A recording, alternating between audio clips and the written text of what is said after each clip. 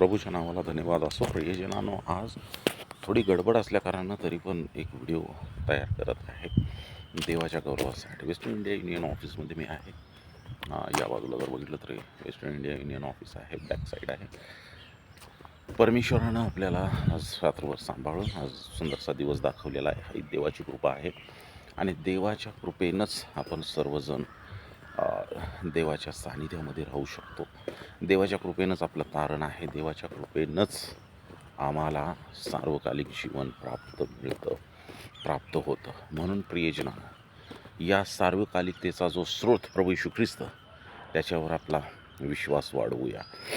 परमेश्वराच्या गौरवासाठी हा दिवस असावा ही माझी इच्छा आहे. तुमचा देखील आणि माझा देखील. आजचा दिवस कशासाठी आहे? परमेश्वराच्या गौरवासाठी.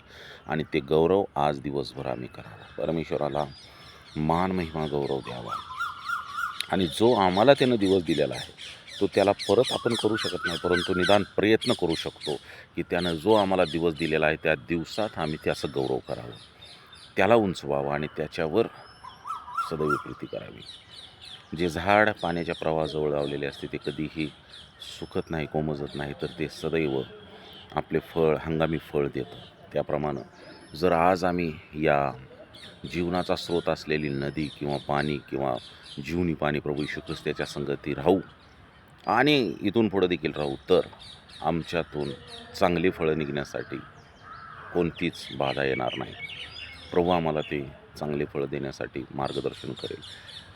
लोकांच्यावर प्रीती करूया, प्रेम करूया, प्रार्थना करूया एकमेकासाठी आणि देवाचं गौरव करूया. शेवटचा काळ आहे. शेवटच्या काळामध्ये जगत असताना आनंदानं जगूया आणि इतरांना आनंद देण्याचा प्रयत्न करूया. हेच काही ते आपलं कर्तव्य आहे. देवाच्या आज्ञेमध्ये चालूया, देवासंगती राहूया. देव बाप तुम्हाला आशीर्वाद देईल. Amen. May God bless you.